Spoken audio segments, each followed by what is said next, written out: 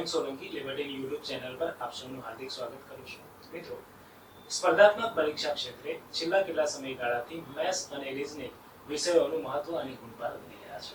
તે પછી સીસીઈની નવી પરીક્ષા પદ્ધતિ હોય કે પછી 2024માં બદલાયેલો પીએસઆઈ કોન્સ્ટેબલ માટેનો અભ્યાસક્રમ હોય, આવી તમામ સ્પર્ધાત્મક પરીક્ષાઓમાં મેથ્સ અને રીઝનિંગ જેવા વિષયો ક્યાંક ને ક્યાંક કિંગમેકર સાબિત થયેલા છે. આજ અંતર્ગત લિબર્ટી પબ્લિકેશન દ્વારા GPSC, SSC, CCE, PSI, constable, તલાટી, વનરક્ષક, ટેટ વગેરે જેવી તમામ સ્પર્ધાત્મક પરીક્ષાઓમાં તે ઉપયોગી પોતાના મેથ્સ અને રીઝનિંગ પુસ્તકની 10મી સંશોધિત મલ્ટી કલર એડિશન બહાર પાડવામાં આવી છે. મિત્રો, આ પુસ્તક આપ જોઈ શકો છો. આ પુસ્તક 2024માં બદલાયેલા અભ્યાસક્રમ અનુસાર સીસીઈ તથા પીએસઆઈ કોન્સ્ટેબલની પરીક્ષા માટેનું પાયાનું પુસ્તક સાબિત થઈ રહ્યું છે. મિત્રો, આ પુસ્તકમાં અગાઉની પરીક્ષામાં પૂછાયેલા પ્રશ્નો સહિત કુલ 3750 કરતાં પણ વધારે પ્રશ્નોનો સમાવેશ કરવામાં આવેલો છે. એ પણ પ્રકરણ વાઇઝ અને ઇવન ટોપિક વાઇઝ. શું છે?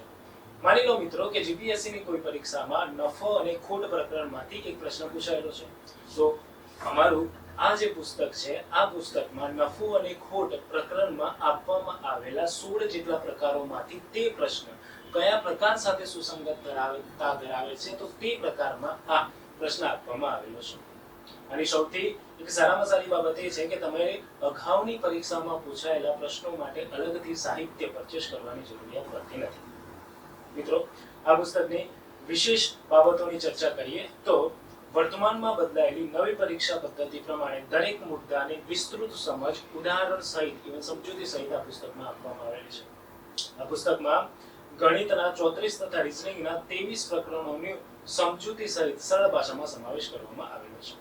આ પુસ્તકમાં મહત્વપૂર્ણ પ્રકરણોમાં વિશિષ્ટ ઉદાહરણોનો સમજૂતી સહિત સમાવેશ કરવામાં આવેલો છે. ઉપરાંત વૈદિક મેથ્સની મદદથી ઝડપી ગણતરીનો સમાવેશ પણ આ પુસ્તકમાં કરવામાં આવેલો છે. મિત્રો, ગણતરીની વાત હોય તો આપણે આરામથી કરી શકીએ છીએ, પરંતુ જ્યારે વાત ઝડપી ગણતરીની આવે તો ક્યાંક ને ક્યાંક આપણે પીછેહટ કરીએ છીએ. અને સ્પર્ધાત્મક પરીક્ષામાં જરૂરિયાત શેની હોય છે? નોલેજ અને ટાઈમ મેનેજમેન્ટ. આપણને એક ચોક્કસ ટાઈમ મળે છે, ચોક્કસ ટાઈમમાં આપણે આન્સર આપવાનો હોય છે. અને જ્યારે એક મેથ્સના પ્રકરણમાંથી કાં તો રીઝનિંગના પ્રકરણમાંથી ગણતરી થોડીક લેન્ધી હોય, હવે તે અનુસંધાનમાં જ્યારે આપણને આ ટાઈપનો મુદ્દો મળી જાય છે, જે આપણને પરીક્ષામાં ઝડપી ગણતરી કેવી રીતના કરવી તે શીખવાડે છે, તો આપણા માટે લાભદાયક નીવડે છે. હા મિત્રો, આ પુસ્તકમાં વૈદિક મેથ્સની મદદથી ઝડપી ગણતરી તમે કેવી રીતના કરી શકો, ડીઆરની મેથડથી ઝડપી ગણતરી કેવી રીતના કરી શકો છો, તેનો ઉલ્લેખ પણ કરવામાં આવેલો છે. ઉપરાંત વર્ષ 2015 થી 2024 સુધીમાં આયોજિત વિવિધ સ્પર્ધાત્મક પરીક્ષાઓના પ્રશ્નોનો સમાવેશ પણ અહીંયા કરવામાં આવેલો છે. મિત્રો, એટલા માટે આગળ કહ્યું તે પ્રમાણે અગાઉની પરીક્ષામાં પૂછાયેલા પ્રશ્નો વાળું કોઈ પણ સાહિત્ય તમારે પરચેસ કરવાની જરૂરિયાત નથી. તે સાહિત્ય પણ આપને આપવામાં આવેલું છે, જેમાં આ પુસ્તકમાં આપવામાં આવેલું છે. મિત્રો, 2024માં જ્યારે પેટર્ન બદલાઈ, ટીસીએસ નું જ્યારે નામ આવ્યું, બરાબર છે, સીબીઆરટી એટલે કે કોમ્પ્યુટર બેઝડ રિક્રુટમેન્ટ ટેસ્ટ નો શબ્દ જ્યારે આપણે ધ્યાનમાં આવે ત્યારે મોસ્ટલી લોકોને કન્ફ્યુઝન, વિદ્યાર્થીઓને કન્ફ્યુઝન પેદા થયું હતું. લિબર્ટી દ્વારા ટીસીએસ દ્વારા જેટલી પણ એક્ઝામો 2024માં કન્ડક્ટ કરવામાં આવેલી છે સીબીઆરટી પ્રમાણે, તો તે એક્ઝામોમાંથી મહત્વપૂર્ણ એક્ઝામોના પ્રશ્નોનો સમાવેશ આ પુસ્તકમાં કરવામાં આવેલો છે. ત્યારબાદ આગળ જોઈએ મિત્રો, તો ગણિત અને રીઝનિંગ જેવા વિષયોમાં સ્વપ્રયત્ન એટલે કે ઉમેદવાર પોતાની થિયરી વાંચે છે, થિયરી વાંચ્યા બાદ સમજે છે અને સમજ્યા બાદ પોતાનું મૂલ્યાંકન જાતે કરી શકે તે જરૂરી છે. લિબર્ટી પબ્લિકેશન દ્વારા આ પુસ્તકમાં ઉમેદવાર પોતાનું સ્વમૂલ્યાંકન જાતે પોતાની રીતે કરી શકે તેટલા માટે દરેક પ્રકરણના અંતે પ્રશ્નો આપવામાં આવેલા છે. સાથે નવી પરીક્ષા પેટર્ન અનુસાર કેટલા મહત્વપૂર્ણ પ્રકરણોનો સમાવેશ પણ આ પુસ્તકમાં કરવામાં આવેલો છે. મિત્રો, આ જે પુસ્તક છે, આ પુસ્તકની વિસ્તૃત ચર્ચા આપણે કરીએ તો આ પુસ્તકની જ્યારે વિસ્તૃત ચર્ચા આપણે કરીએ તો આ પુસ્તકમાં અહીંયાથી કટ કરવું પડશે.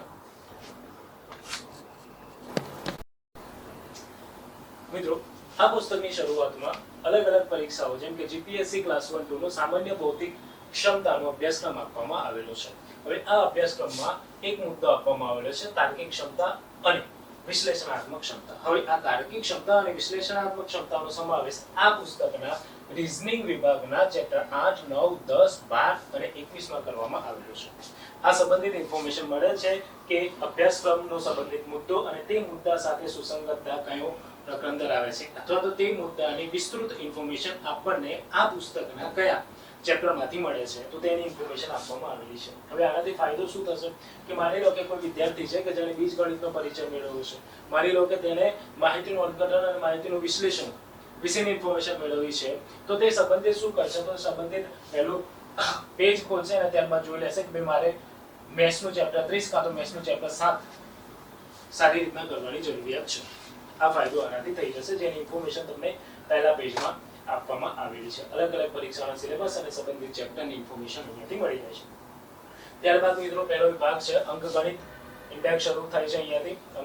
અંકગણિતમાં અલગ અલગ ચેપ્ટરો આપવામાં આવેલા છે. આગળ ચર્ચા કરી તે પ્રમાણે 34 જેટલા ચેપ્ટરો આપવામાં આવેલા છે, જેમ કે વૈદિક મેથ્સ, ડિજિટલ રૂટ અને ઝડપી ગણતરીની રીતો, સંખ્યા પદ્ધતિ અને સંખ્યા સંબંધિત પ્રશ્નો, અપૂર્ણાંક, દશાંશ, અપૂર્ણાંક, લસા અને ગુસા, વર્ગ, વર્ગમૂળ અને ગણમૂળ, ઘાત અને ઘાતાંક, સાદુરૂપ અને બીજગણિત, રૈખિક સમીકરણ અને વર્ગાત્મક સમીકરણ, ટકાવારી, નફો અને ખોટ, વળતર, સાદુ વ્યાજ, ચક્રવૃદ્ધિ વ્યાજ, સરેરાશ, મધ્યક, મધ્યસ્થ અને બહુલક, ત્રિરાશિનો નિયમ અને એકાત્મક પદ્ધતિ, ગુણોત્તર અને પ્રમાણ, ભાગીદારી, મિશ્રણ અથવા જોડાણનો નિયમ, ઉંમર સંબંધિત પ્રશ્નો, સમય અને કામ, ઝડપ, સમય અને અંતર, ગાડીઓ અંગેના પ્રશ્નો, બોટ અને પ્રવાહ, પ્રવેગ અને રમતો, ક્ષેત્રફળ અને પરિમિતિ, ઘનફળ અને સપાટીનો વિસ્તાર, ભૂમિતિનું માળખું, ત્રિકોણમિતિનો પરિચય તથા ઊંચાઈ અને અંતર, યામ ભૂમિતિ, ક્રમચય, સંચય અને સંભાવના, સમાંતર શ્રેણી અને ગુણોત્તર શ્રેણી, માહિતીનું અર્થઘટન, માહિતીની પર્યાપ્તતા અને લઘુ ગુણક. આમ પરીક્ષા માટે મહત્વપૂર્ણ હોય તેવા ગણિત સંબંધિત એટલે કે મેથ્સ સંબંધિત ટોટલ 34 જેટલા પ્રકરણોનો સમાવેશ આ પુસ્તકમાં કરવામાં આવેલો છે.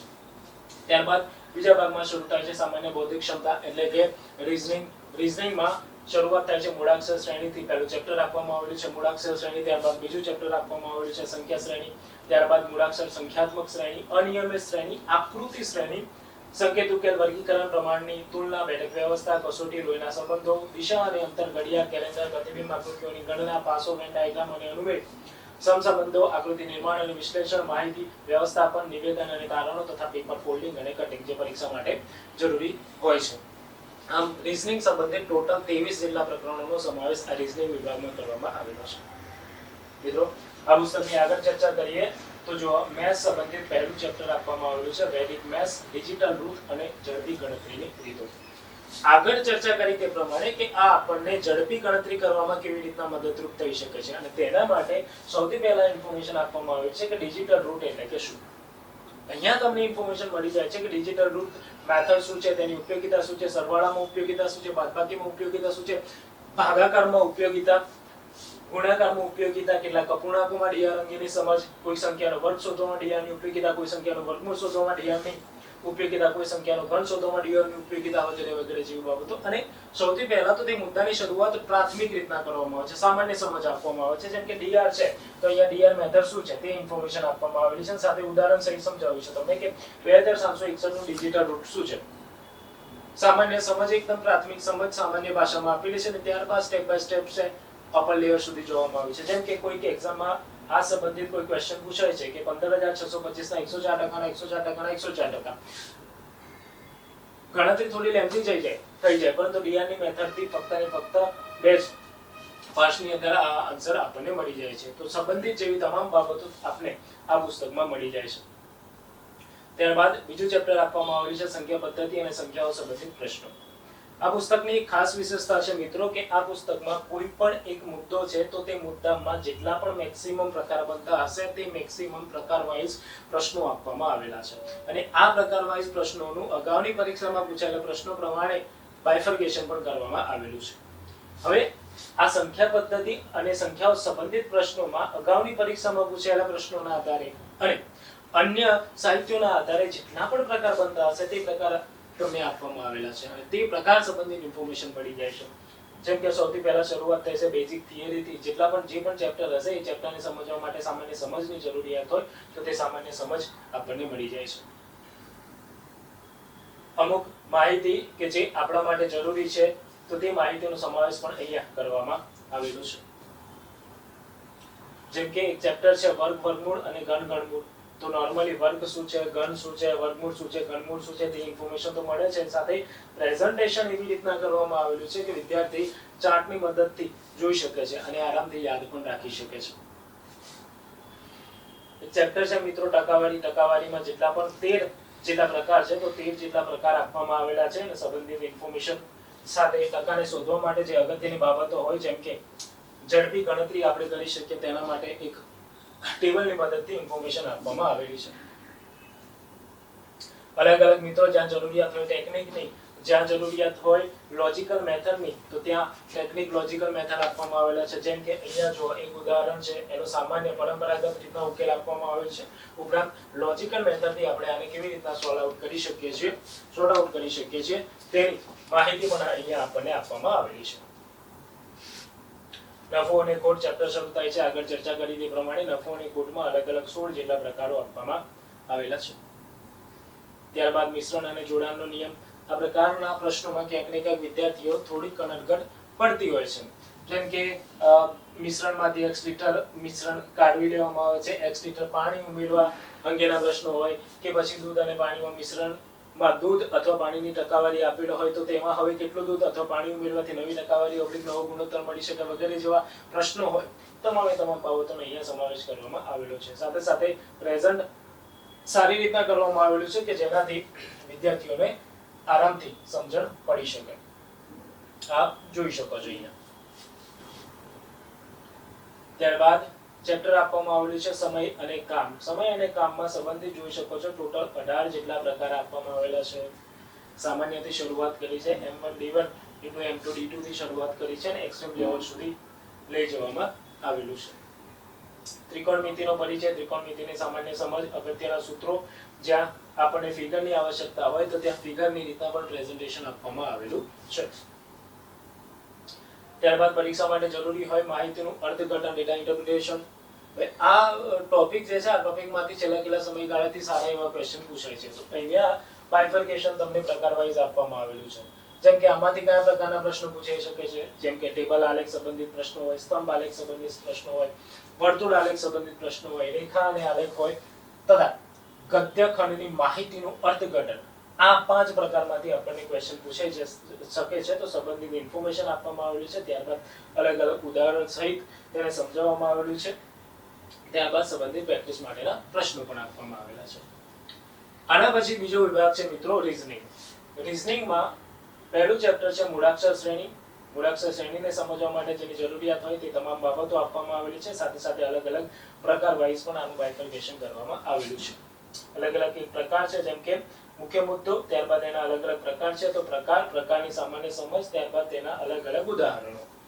ત્યારબાદ ઉદાહરણ પછી સંબંધિત બાબતોમાં વિદ્યાર્થીને વધારે પ્રેક્ટિસ કરવી હોય તો તે પરીક્ષામાં પૂછાયેલા જે પ્રશ્નો છે તેને સંબંધિત જે પાછળ આપવામાં આવેલા છે દરેક ચેપ્ટરના પાછળ તો ત્યાંથી કરી શકે છે. જેમ કે આ એક રીઝનિંગનું ચેપ્ટર છે તો તે રીઝનિંગના ચેપ્ટરમાં ટોટલ 173 જેટલા પ્રશ્નો ફક્ત એક જ પ્રકરણમાં આપવામાં આવેલા છે.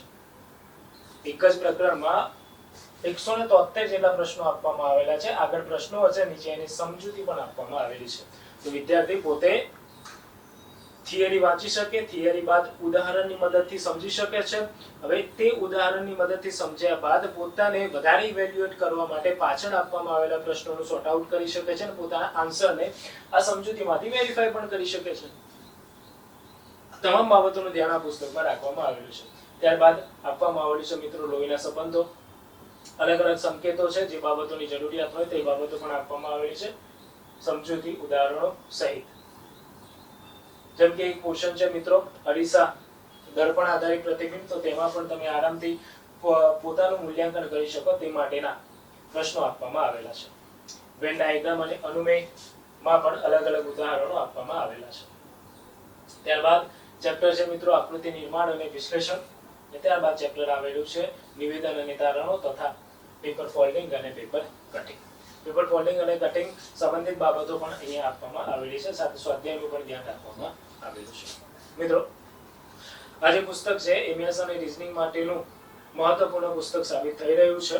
આશા રાખું છું કે આ પુસ્તક તમને આવનારી ભરતી પરીક્ષાઓમાં સફળ બનાવવામાં ઉપયોગી નીવડે.